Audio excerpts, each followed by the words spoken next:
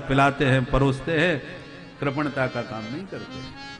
तो हर दृष्टि से विचार करने पर सिद्ध होता है क्व कांच क्व मणिर महान। सुखदेव जी ने सोच समझ के ही ये उपमा दी है कांच और मणि की, फटकार के भगा दिए देवता।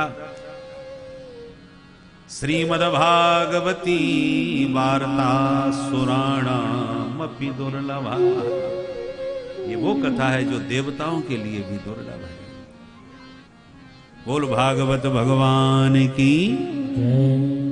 महाराज जब इतनी जोरदार ये कथा है तो आप इसे 7 दिन में ही फटाफट क्यों सुनाते हैं?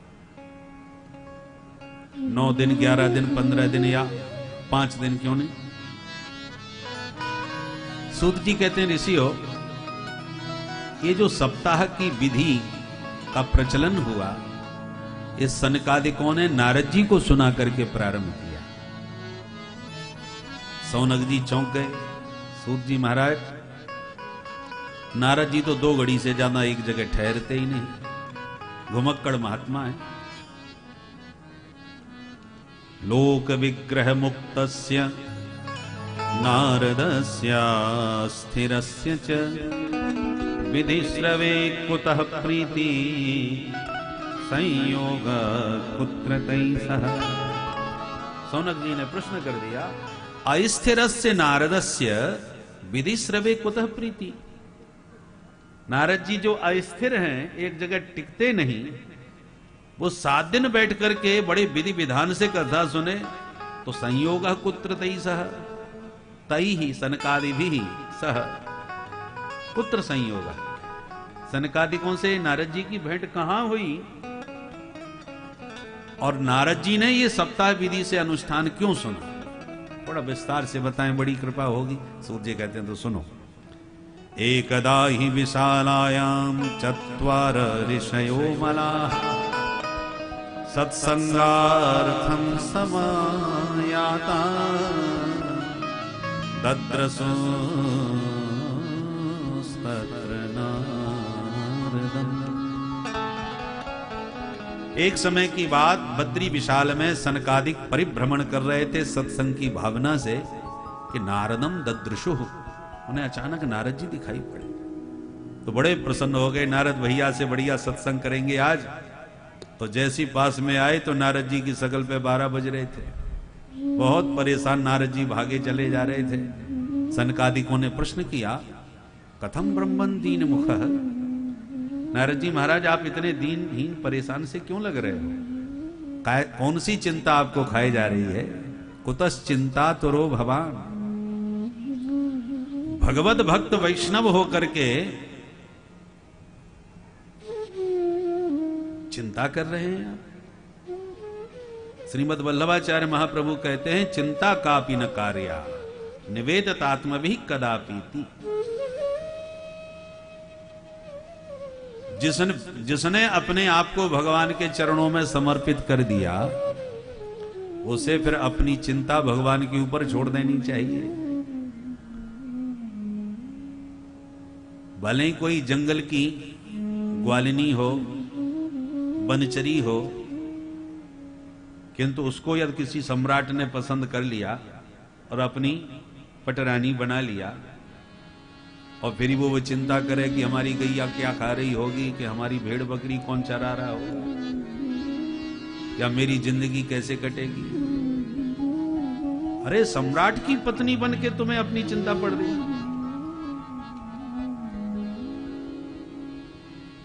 उसी प्रकार परमात्मा जगतपति के चरणों में अपने आप को समर्पित आपने कर दिया और जगतपति ने तुम्हारा पाणी ग्रहण कर लिया, फिर भी आप अपनी चिंता कर रहे हो कि हमारा क्या होगा।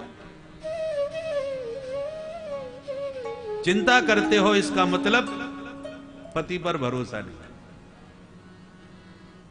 पतिव्रता का कर्तव्य है पति परायणा बन करके रहना। भक्ति में अव्यभिचार होना चाहिए, व्यभिचार ना हो। व्यभिचार माने अपने पति पर अविश्वास करके अन्य पति का, अन्य पुरुष का आश्रय लेना, यह भक्ति का व्यभिचार है। भक्ति अव्यभिचारिणी हो, एक भरोसो एक व्रत एक आस विश्वास। जिसको आपने इष्ट बनाया है उसके ऊपर पूरा भरोसा करो।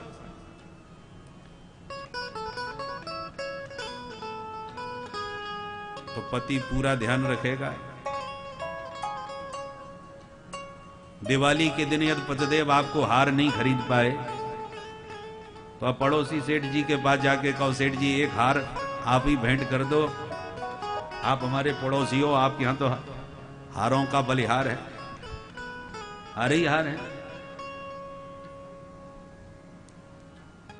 और सेठ जी आपको दे भी दिए मानो, तो क्या आपने अपने पति का अपमान नहीं किया?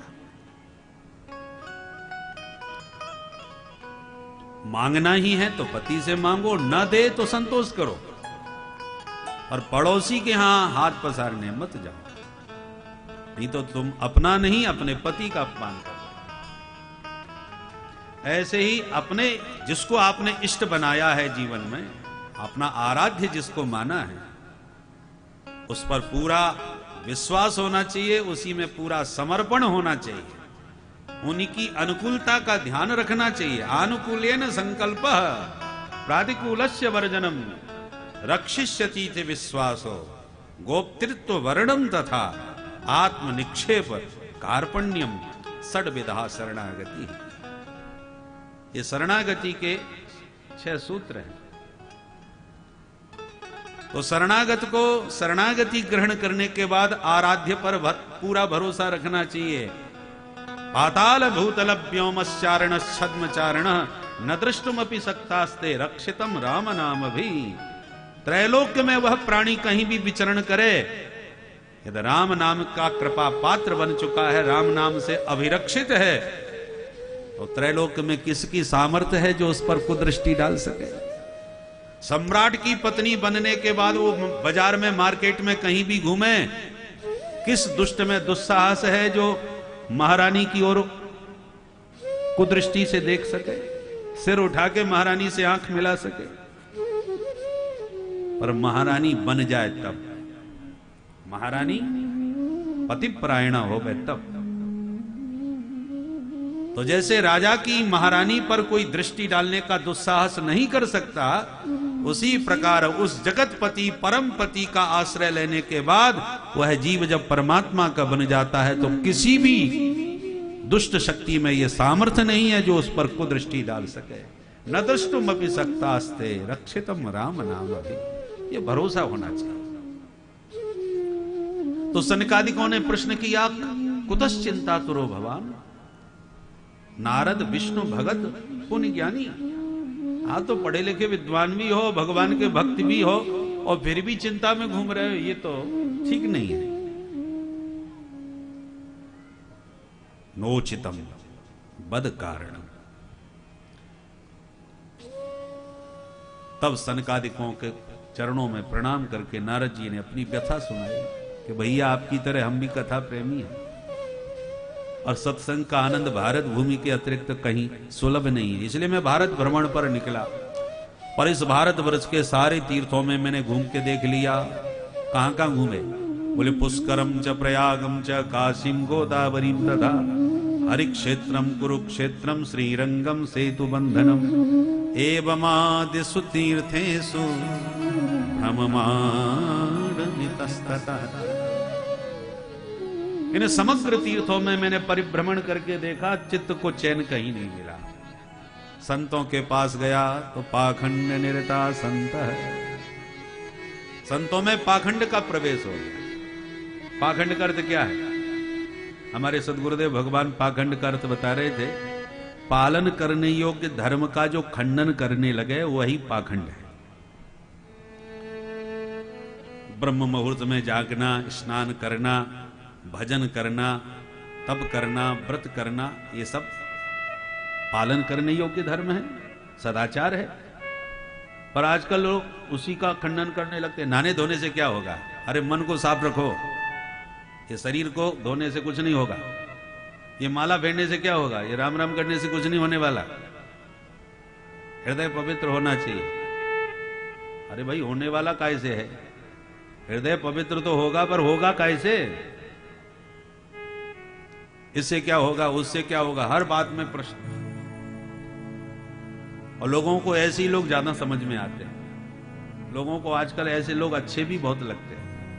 हमारे गुरुजी बहुत अच्छे हैं, कुछ भी खिला दो, कहीं भी खिला दो, कैसा भी खिला दो। और वो बाबा जी आए थे अयोध्या से, बड़े पाखंडी, इधर मत आना, उसको मत छूना, ऐसा इधर मत, हमारे वस्त्र से हाथ मत लगाना, हमारी रसोई में मत घुस जाना, बहुत प्रपंच पाखंडी दिखाते हैं। तो वास्तव में जो शौचाचार शास्त्र सम्मत है उसको तो हम आजकल पाखंड कहने लगे। और जहां कोई भी शौचाचार नहीं, कहीं आचार विचार नहीं, उसको हम कहते हैं ये महाराज जी बहुत अच्छे हैं, इनके यहां सब चलता है। तो आजकल ऐसे गुरु भी लोगों को पसंद आते हैं, ऐसे लोगों की बातें भी बहुत पसंद आती हैं, क्योंकि उसमें कुछ करना नहीं पड़ रहा, कोई विधि निषेध का झंझट नहीं। याद रखिए, ये विधि विधान, विधि निषेध जो शास्त्रों की लंबी चौड़ी श्रृंखला है, इस जंजीर में बंधना बहुत जरूरी है। क्यों जरूरी है? बंदर बड़ा चंचल होता है, बड़ा उत्पाती होता है, और उसको पालना है तो पहले जंजीर में बांध के ही रखना पड़ेगा। जंजीर थोड़ी लंबी होगी ताकि वो घूम फिर भी सके, परंतु कुछ उत्पात ना कर सके, इसलिए लंबी जंजीर में बांध दिया। परंतु जब बंधते बंधते वो अभ्यस्त हो गया, सबको जानने समझने लगा, घर में रहने की उसमें पात्रता आ गई, समझदार हो गया, घुल मिल गया, तो फिर जंजीर खोल छोड़ दो। अब वही बंदर उत्पात नहीं करेगा, तुम्हें परेशान नहीं करेगा, तुम्हें काटेगा नहीं, क्योंकि अब वो तुम्हें पहचानने लगा और तुम्हारे बीच रहने का अभ्यासी बन गया। अब उससे खतरा नहीं है। परंतु पहले से ही यदि उसे स्वतंत्र रखते तो परेशान हो जाते, और उपद्रव करके परेशान कुछ भी कर सकता था। ये मनीराम जी भी बड़े चंचल हैं। इस चंचल मन को ठीक ठिकाने लगाने के लिए पहले शास्त्रों ने विधि निषेध की एक जंजीर बनाई। ब्रह्म मुहूर्त में जगो, इतना मंत्र जाप करो, ऐसे ध्यान करो, ऐसे स्नान करो, ऐसे भोजन करो, ऐसा भोजन करो। हर चीज में विधि निषेध है। भोजन में भी विधि निषेध है, किसका भोजन करो, किसका न करो, क्या खाने योग्य है, क्या ना खाने योग्य है। भोजन भी किस दिशा में मुंह करके करना चाहिए, पूर्वाभिमुख होकर के भोजन में बैठो। हर चीज में विधि निषेध। पर इस विधि निषेध में रहते रहते